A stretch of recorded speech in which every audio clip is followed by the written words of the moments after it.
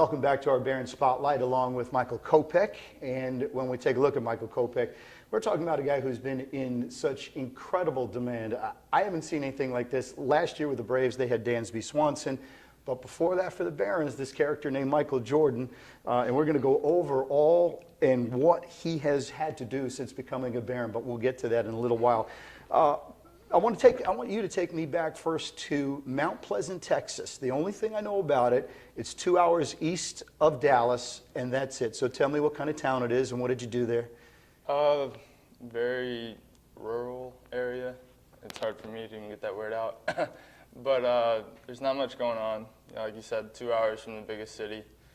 The main thing in Mount Pleasant is going to be a giant chicken plant. I mean, nice. Yeah, we don't have too much going on. And baseball is definitely not number one over there. It's a football town, just like most towns in Texas. Uh-huh.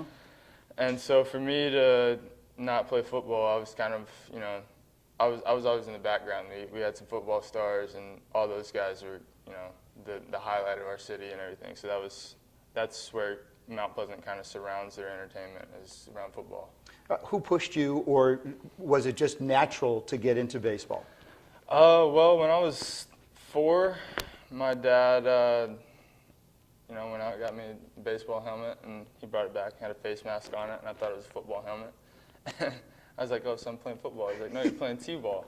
And so, I played a couple years of T-ball or whatever, and then my dad started to coach me, and when he started to coach me, I got really into it. And ever since then, I've loved the game. We talk so much about you. We talk about the things off the field, but what we haven't talked enough about is your dad. You told me he's a lawyer, and I know that there's a great relationship. So tell us about your relationship with Dad. From the time I was very young, I wanted to follow in my dad's footsteps some way. And so, when I found out what a lawyer was when I was 4 years old, I was like, oh, I want to be a lawyer, I want to be a lawyer. And then I realized I didn't like reading too much a couple years later.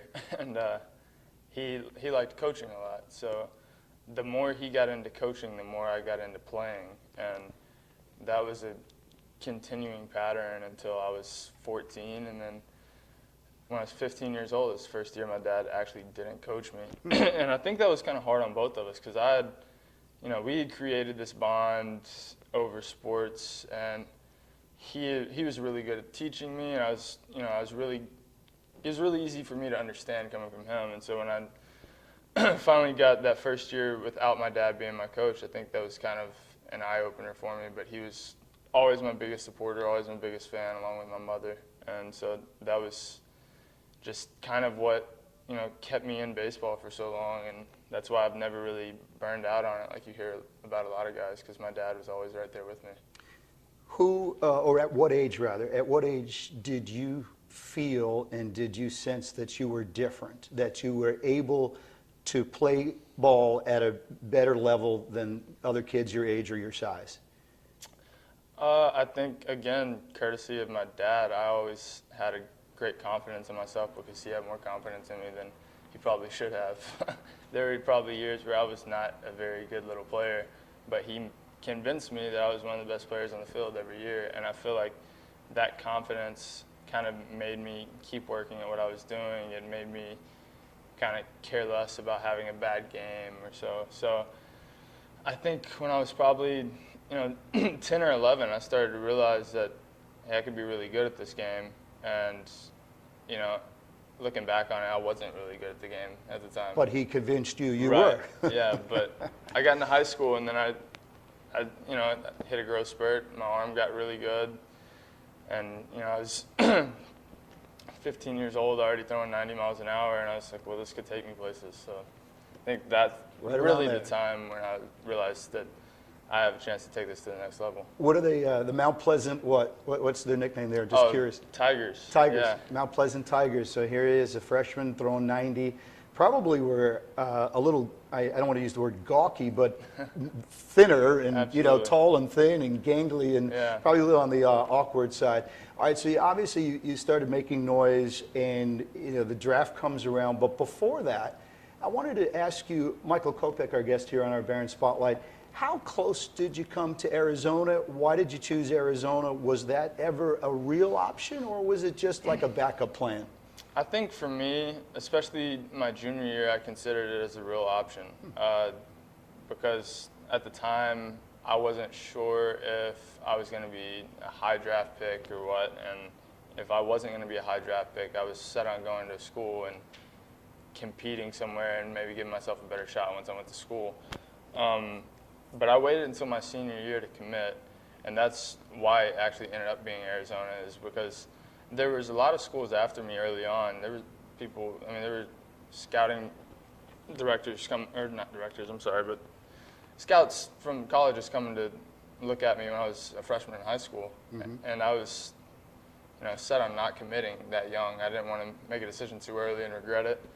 So I waited till my senior year, and by that time, I think I was interested in 5 schools at the time, and they ended up filling out their roster spots before. Because you didn't commit. Right.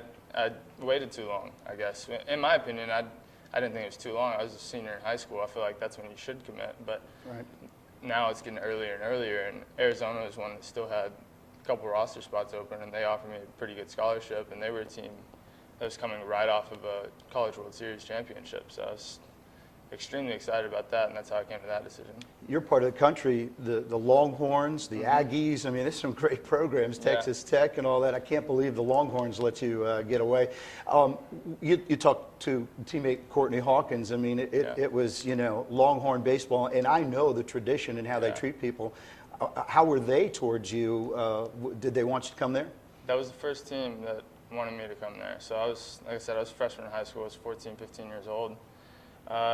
They told me what they would be able to offer me as a scholarship when I did sign. Wanted me to verbally commit at 15, and I was talking to my dad, and I was like, listen, my dad went to the University of Texas. Oh. Yeah, and so I was talking to my dad, and I was like, listen, I know this is my dream, I know this is your dream, but this is early. And he agreed with me, and right. he was like, well, I think we should wait it out, And then as many kids in Texas that are interested in University of Texas baseball, right. They just started getting commits like that. And so by the time I was ready to commit, it was too late.